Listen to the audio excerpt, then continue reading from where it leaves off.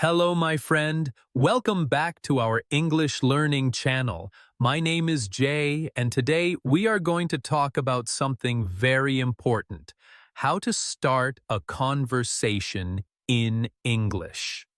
Many English learners tell me, Jay, I know words, I know grammar, but I don't know how to start speaking.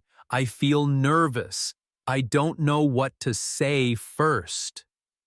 Does this sound like you? Don't worry. Today, I'm here to help you step by step. By the end of this lesson, you will learn exactly how to start a conversation in English, how to feel confident, and how to keep the conversation going. You will hear real-life examples, simple dialogues, and I'll give you small challenges that you can practice right away. Remember, this video is not just for watching. This is for practicing English with me. So, if you really want to learn English, if you want to speak English confidently, and if you want to improve English fast, stay with me until the very end. Let's begin.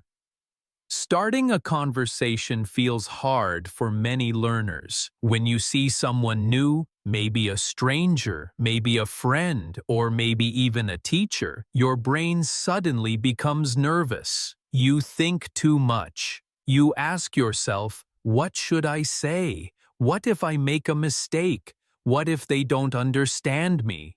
This happens to everyone, even to native speakers sometimes. The truth is, starting a conversation is only difficult because of fear, not because of English. You already know many simple words. Hello, how are you? What's your name? These are enough to begin. The secret is not about difficult vocabulary. The secret is about confidence and practice. So today, I want you to forget about being perfect. You don't need perfect grammar. You don't need a big vocabulary. You only need a few simple sentences, a friendly smile, and the courage to speak. The first way to start a conversation in English is the simplest one: greetings. Every conversation begins with a greeting. It is like opening the door before you walk into a room. Without a greeting, you cannot enter. The most common greeting is, of course, hello. You can also say hi, which feels a little more casual and friendly. That's it. You can already start a conversation with just one word. But of course, we don't stop there. After hello or hi, we usually ask a simple question. The most common one is, how are you? Let's practice a short example together. You say, hi, how are you? The other person answers, I'm good, thank you, and you? Then you say, I'm fine, thanks. Congratulations. That is already a conversation in English. You started it, you did it. But maybe you don't always want to say how are you all the time. That's why I will teach you some more greetings. Instead of always asking, how are you? You can try saying, how's it going? Which is casual and friendly. Or you can say, how are you doing? Which is polite and common. And if you are talking to friends, you can say, what's up? Which is very casual. Imagine this small exchange. You say, hello, how's it going? The other person replies, pretty good, thanks. How about you? You answer, I'm doing well. Very simple, and you already sound more natural. Now I want to give you a little challenge. After watching this part of the video, I want you to practice these greetings out loud. Don't just read them in your head. Say them with your voice. For example, look at yourself in the mirror and say, "Hi, how are you?" Then try, "Hello, how's it going?" And finally, "What's up?" Why should you do this? Because when you practice out loud, your mouth and tongue learn how to move. You train your brain and your body together. This is how you improve English fast. Let's go further. Imagine you want to talk to a stranger, maybe someone on the bus or at the coffee shop or at school. You can't just say hello and then stop. You need to add something more. A great way to do this is to talk about the situation around you. For example, if you are waiting for the bus, you can say, "Hi, do you know when the next bus is coming?" If you are at the coffee shop, you can say, "Hello, the coffee smells really good here, doesn't it?" If you are in class, you can say, "Hi, is this seat taken?" These are natural and friendly ways to start a conversation. You don't need to be funny or clever. Just notice something simple around you and talk about it. Now, what if the person is not a stranger, but someone you already know, like a classmate or a friend? In that case, you can be even more casual. You can start a conversation with questions about school, hobbies, or daily life. You can say something like, "Hey, did you finish the homework?" Or, "Hi, are you ready for class today?" Or even, "Hello, did you watch the game last night?" With friends, you don't need to be formal. Just speak the way you feel comfortable. Let's try a longer example together. Imagine you are in school and you see a classmate. You say, "Hi, how are you today?" The classmate answers, "I'm fine, thanks." "How about you?" You reply, "I'm good. Did you understand the homework from yesterday?"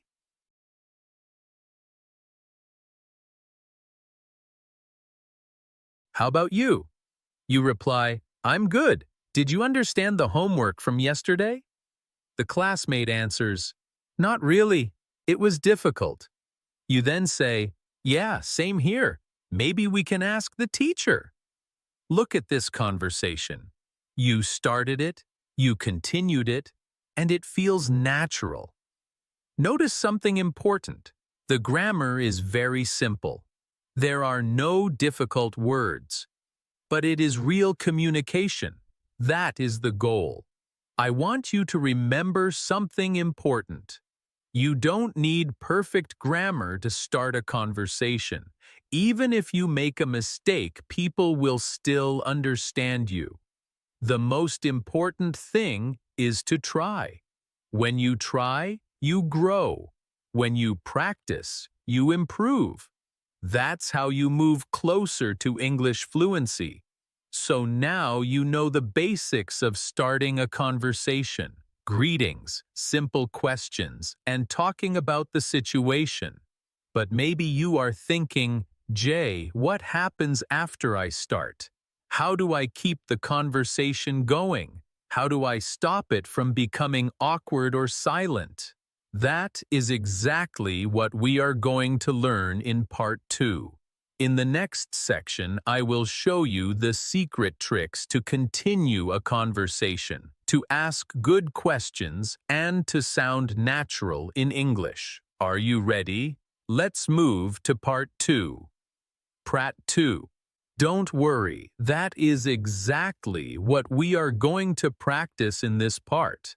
I will show you how to keep a conversation alive, how to ask good questions, and how to respond naturally so you never feel stuck in silence.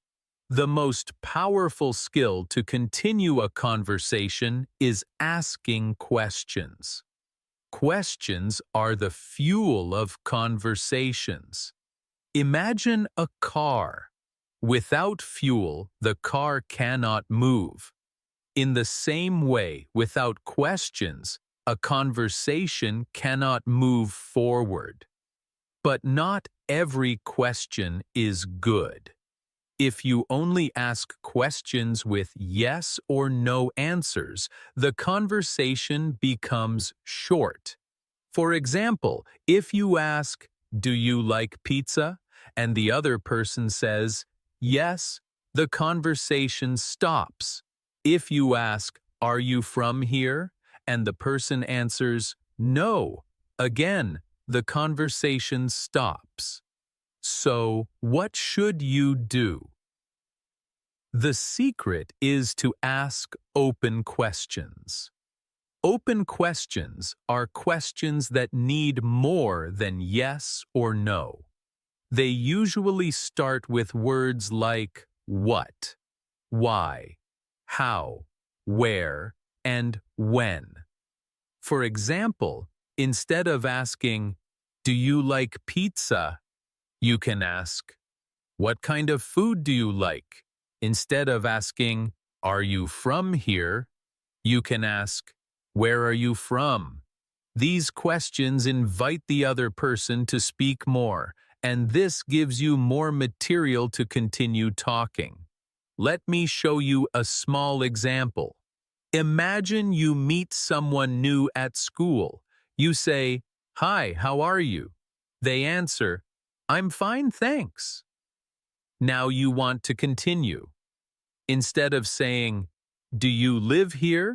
you ask, "Where do you live?" The person answers, "I live near the train station." Now you can continue with another question. "Oh, really? How long have you lived there?" The other person answers, "About 5 years." And now you can add your own comment. "Wow, that's a long time. I just moved here last year." Do you see what happened? The conversation continued naturally because you used open questions and then added your own information. This is a very important rule. When you ask a question, don't just listen silently. Always add a small comment about yourself. This makes the conversation more balanced, not like an interview. If you only ask questions, the other person will feel like they are answering a test. But if you share your own story, it becomes a real conversation. Let's practice another example.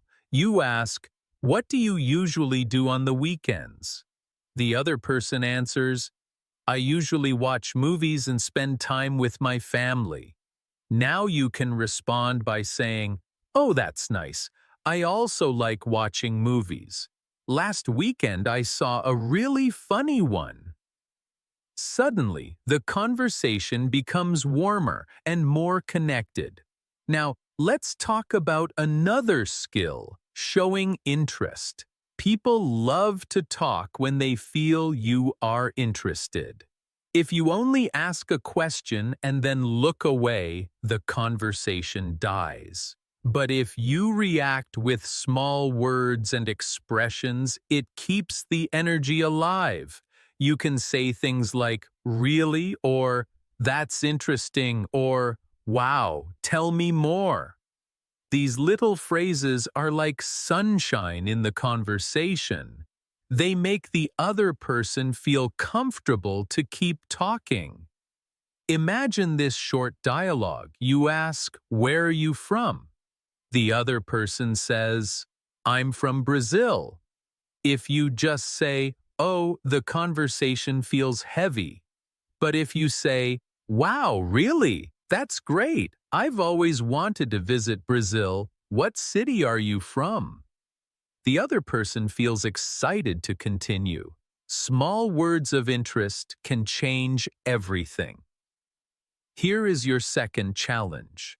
I want you to practice these short reactions out loud. Say them with me now. "Really? That's interesting. Wow. Tell me more." These words are simple, but they are powerful tools to keep the conversation alive. Practice them until they feel natural in your mouth. Now let's move to another very important part of conversation, talking about common topics. Sometimes learners feel lost because they don't know what to talk about, but in reality, there are many safe and simple topics you can use in almost any situation. You can talk about the weather, about school, about work, about food, about movies, or about hobbies. These are easy topics that everyone can connect to. For example, you can say, "It's really hot today, isn't it?" The other person will probably answer, "Yes, it is." From there, you can continue with, "Do you like summer?" And then maybe, "What season do you like best?" Suddenly you are in a longer conversation. Or imagine you are at school. You can ask, "What subject do you like the most?" The person answers, "I like English." You respond, "Really? Me too. I want to improve my English fast so I can travel." Look at that. You are already connecting with the person. One of the easiest topics is food. Everyone eats, and everyone has opinions about food. You can ask, "What kind of food do you like?" If the person says, "I like Italian food," you can respond with, "Oh, I love pizza and pasta too. What's your favorite dish?" Food is a simple, fun, and safe topic that can keep the conversation flowing naturally. I also want to share another trick with you. When you are in a conversation and you don't know what to say next, you can repeat part of the other person's sentence as a question. For example, if someone says, "I went to the park yesterday," you can respond with, "The park?" The other person will usually continue, "Yes, I went with my family and it was really nice." This is a great way to show interest and to keep the other person talking, even when you don't have new ideas. Remember, my friend, you don't need to be perfect to keep a conversation alive.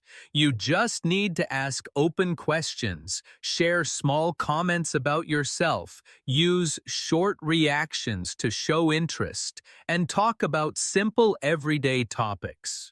If you do this, you will never run out of things to say. Now, maybe you are thinking, "Okay, Jay, I can start a conversation and now I can continue it. But how do I end the conversation politely? What if I need to leave or I don't know how to finish?" That is a very good question, and we will learn exactly how to do that in part 3. You will discover polite ways to close a conversation, useful expressions to say goodbye, and how to leave the other person with a positive impression. So stay with me, because in the next part we will learn how to end conversations in English without feeling rude or awkward. Part 3. Think about this. Sometimes you are talking with someone, but you need to leave.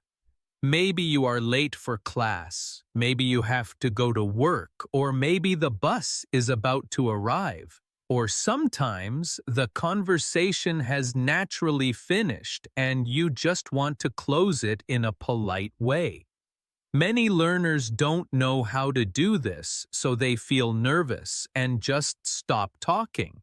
But stopping suddenly can feel rude or awkward. That is why it is important to learn some simple ways to end a conversation. The first and easiest way to end a conversation is to use polite closing sentences. These are little phrases that show the other person you enjoyed talking, but now you must go. You can say something like, "It was nice talking to you," or you can say, "I enjoyed our conversation." These sentences are very polite and they make the other person feel respected. Now, after you say that, you usually add a reason why you need to leave. For example, you can say, "It was nice talking to you, but I need to go now." Or, "I enjoyed our conversation, but I have to run to class." Notice that the word "but" connects the two parts. First, you show politeness. Then, you explain why you are leaving. Another very natural way to close a conversation is to use future language. Future language means you give a signal that you want to meet or talk again another time. For example, you can say, "Let's talk again soon." Or you can say, "See you tomorrow at school," or "I'll text you later." These little sentences show that the conversation is ending now, but it will continue later. It makes the other person feel comfortable, and it builds a friendly connection. Let's practice a short example. Imagine you are talking to a classmate about homework. You say, "Okay, it was nice talking to you, but I need to go now. I'll see you in class tomorrow." The other person replies, "Yes, see you tomorrow." Look how natural that sounds. You ended the conversation politely, and the other person feels good. Another important tip is to always say goodbye clearly.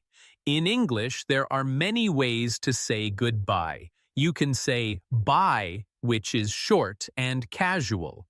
You can say goodbye, which is a little more formal. You can also say see you later, or take care, or have a nice day.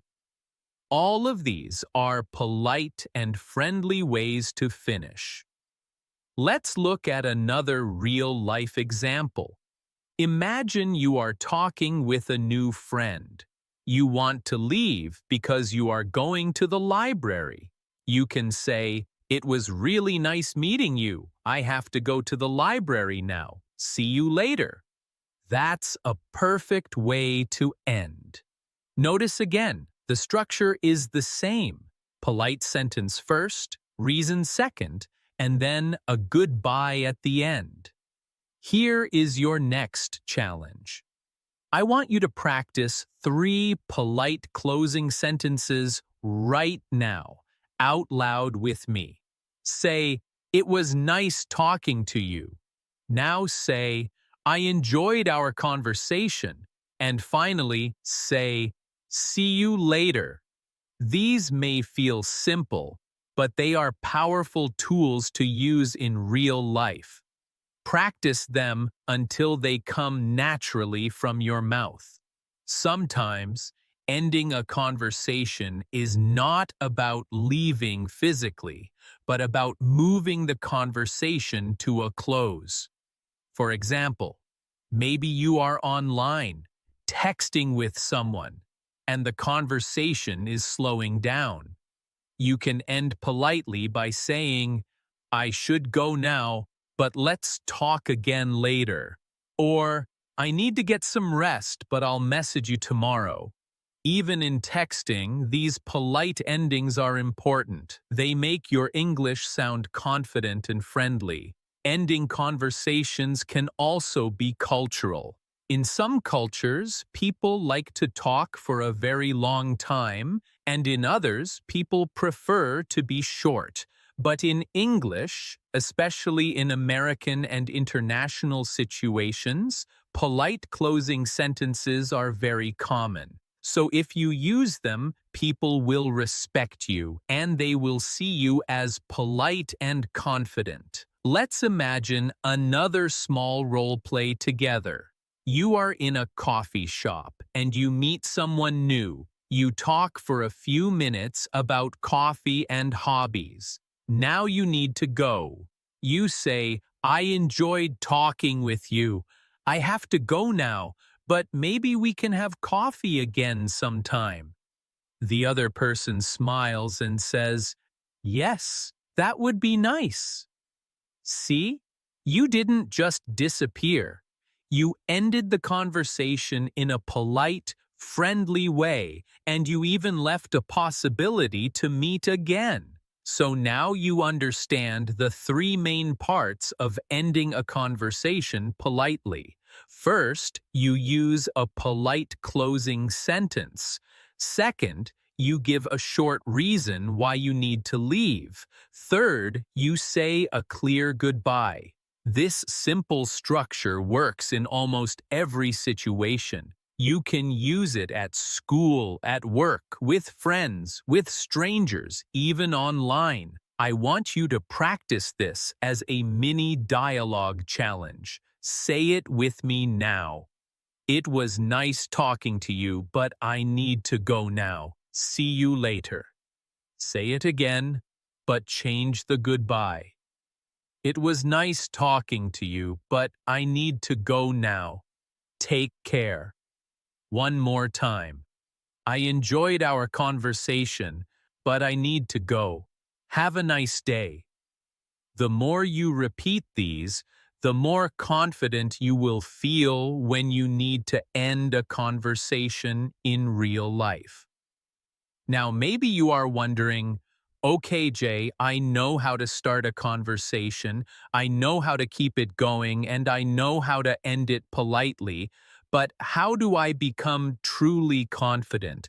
How do I reach the level where I don't have to think too much, where I can just speak naturally and fluently? That is a very important question, because the real goal is not just to speak. The real goal is to speak English confidently and without fear. And that is exactly what we are going to learn in Part 4. In the next section, I will share with you the secrets to building confidence in English conversations, daily habits you can practice, and powerful tips to improve your English fast so you can feel relaxed and natural every time you speak. So stay with me, because Part 4 is going to change the way you feel about English conversations forever. Part 4. Let me tell you the truth. Confidence does not come from waiting. It does not come from reading books only. And it does not come from hoping that one day you will magically speak. Confidence comes only from practice, repetition, and real experience. The more you practice speaking, the more natural it feels. The less you practice, the more nervous you feel. It's that simple. So, what should you do? First, you must make speaking English a daily habit. Even if you don't have a partner, you can still practice. Talk to yourself in English. Describe your day. For example, in the morning, you can say, I am brushing my teeth. Now I'm making breakfast. I'm going to work. This may feel strange at first, but it trains your brain to think in English. When you think in English every day, starting a conversation becomes much easier. Another habit you can use is the mirror method. Stand in front of a mirror, look into your own eyes, and speak as if you are talking to a real person. You can practice greetings, questions, and polite endings. For example, you can say, "Hi, how are you today?" Then you can answer yourself, "I'm good, thanks. How about you?" This is a great way to build confidence because you are practicing with your voice and body at the same time. If you have friends who are also learning English, make a deal with them. Decide that for 10 minutes every day, You will only speak English to each other. Don't switch back to your native language. Even if you make mistakes, just keep going. These small daily moments will train your brain to use English in real situations.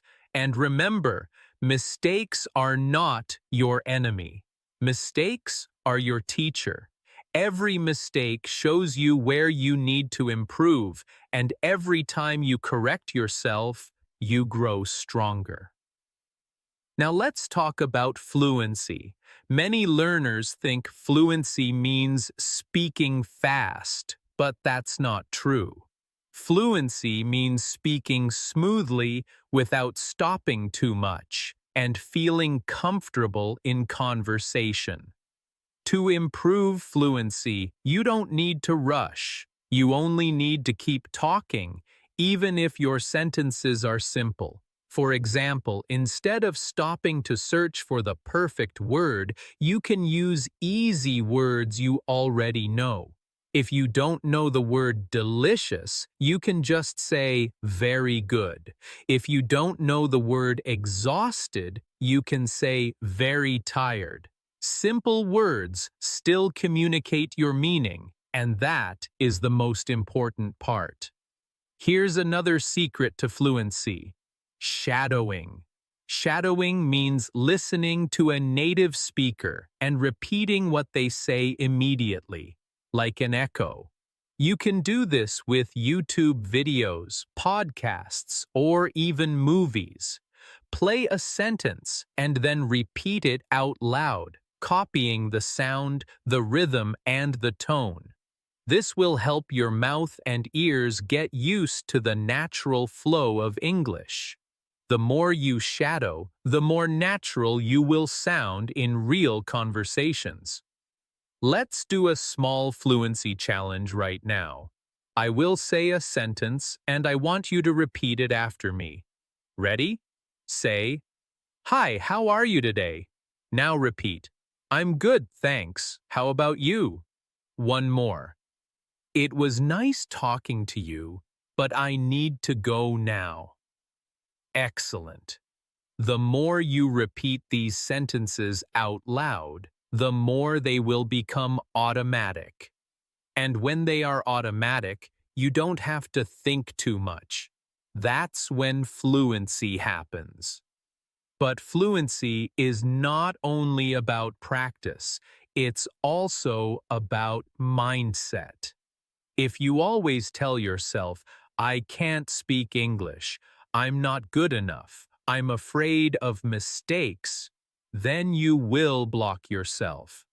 But if you say, "I can speak English, I can improve every day, I don't need to be perfect," then you open the door to confidence. Your brain listens to your thoughts, so speak kindly to yourself. Encourage yourself. Believe that you can do it, because you can. Think about a child learning to speak. A child does not worry about grammar. A child just speaks, makes mistakes, learns, and tries again. And in time, the child becomes fluent. You can do the same. You are not too old. You are not too late. Every single day you practice, you are one step closer to English fluency. Now I want to give you one final challenge. Tomorrow, I want you to start a small conversation in English. It doesn't need to be long. Maybe you just say, "Hi, how are you?" to a classmate. Or maybe you order food in English. Or maybe you ask a stranger, "Excuse me, what time is it?" The goal is not to be perfect. The goal is to try. Because every time you try, your confidence grows. And the more you try, the faster you will improve your English. So let's review everything we learned. First, you start a conversation with greetings and simple questions. Second, you continue the conversation by asking open questions, sharing your own ideas, and showing interest. Third, you end the conversation politely by using closing sentences, giving a reason, and saying goodbye clearly. And finally, you build confidence and fluency through daily practice, positive mindset, and real-life speaking. My friend, I want you to remember this. English is not just about words. It is about connection. When you speak English, you are not just practicing grammar. You are sharing your ideas, your feelings, your personality. You are building bridges with people from around the world. And that is a beautiful thing. So don't be afraid. Don't wait for the perfect time. Start small, start today, and keep going every day. You will make mistakes, but you will also make progress. And one day, you will look back and realize that you are speaking English confidently, naturally, and fluently. Thank you for learning with me today. If you enjoyed this lesson, don't forget to like the video, subscribe to the channel, and share it with your friends. And remember, practice every day, because every small step brings you closer to English fluency. I'll see you in the next video. Until then, keep practicing, keep smiling, and keep speaking English with confidence.